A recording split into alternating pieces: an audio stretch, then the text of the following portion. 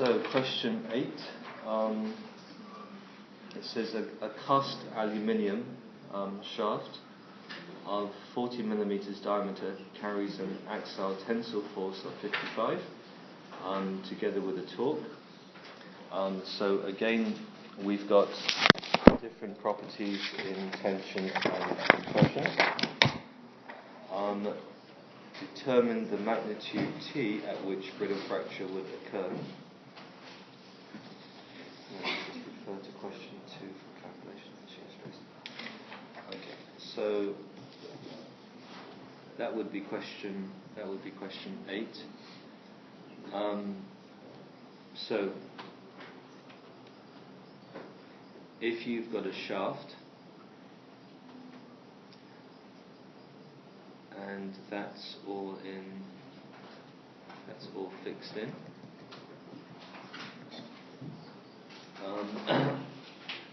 they're saying in the question you apply a force of 55 kilonewtons at the end, together with a torque in kilonewton meters, which would go around like that. So that torque would end up with you having some shear stresses.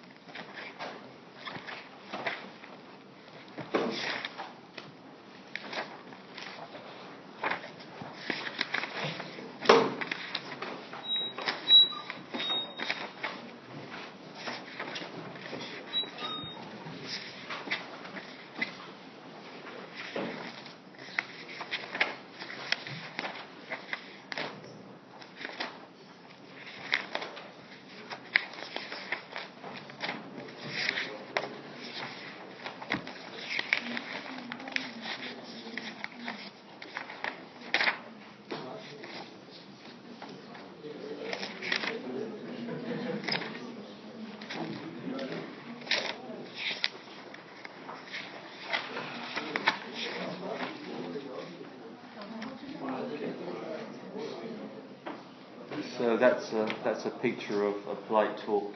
So we've stuck a torque at the end, and we developed some shear stresses as a result of the torque.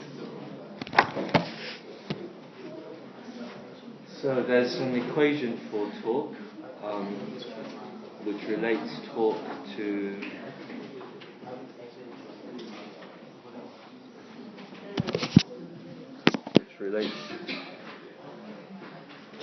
to the radius, and the shear stress then comes as 2 times the torque over pi r cubed.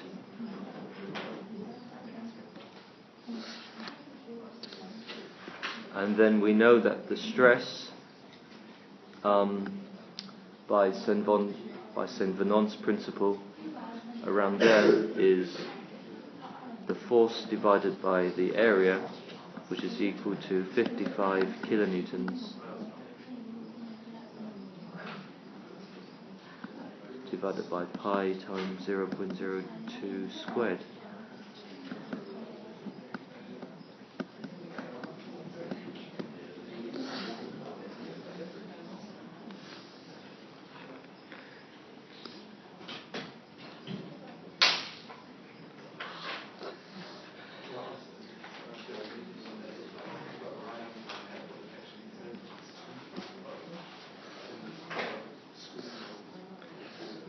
So let's again draw our Mohr circle.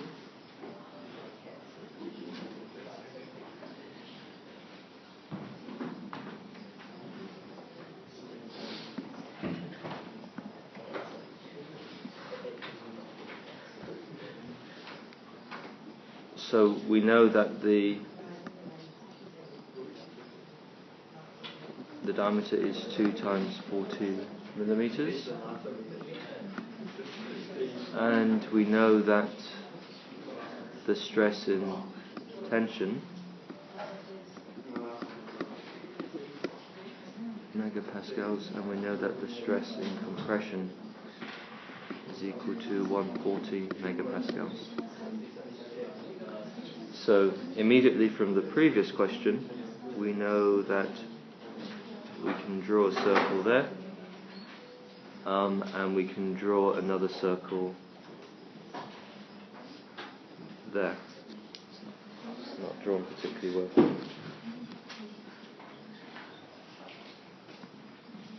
And again, from the center of each circle, we can draw a line that's going to hit the axes.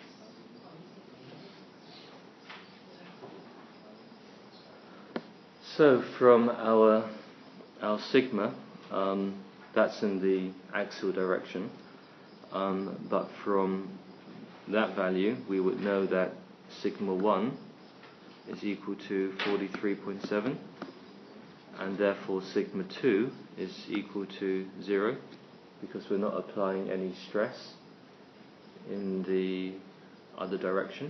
We're applying a shear stress, of course, but so we've got an axial stress and a shear stress. So our principal stresses work out as sigma 1 and sigma 2, and therefore we know that tau max for that case, or center of circle, is going to be equal to 43.7 divided by 2, which we can see from Quincy solution is 21.88.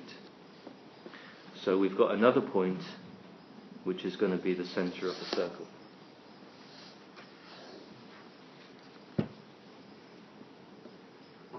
So all we're doing here is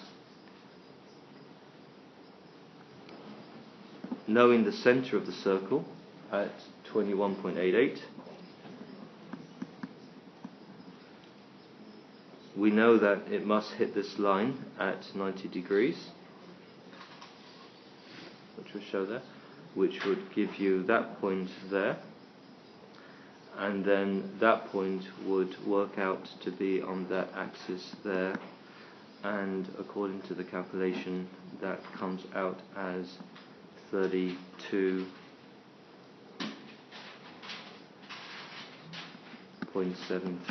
megapascals. And then all you do then is you put that value that you can read off or calculate into that expression, and what happens is you end up with torque is equal to tau J over R, which in terms of pi would be tau pi R cubed over 2, and that would work out to be 411.3 megapascals.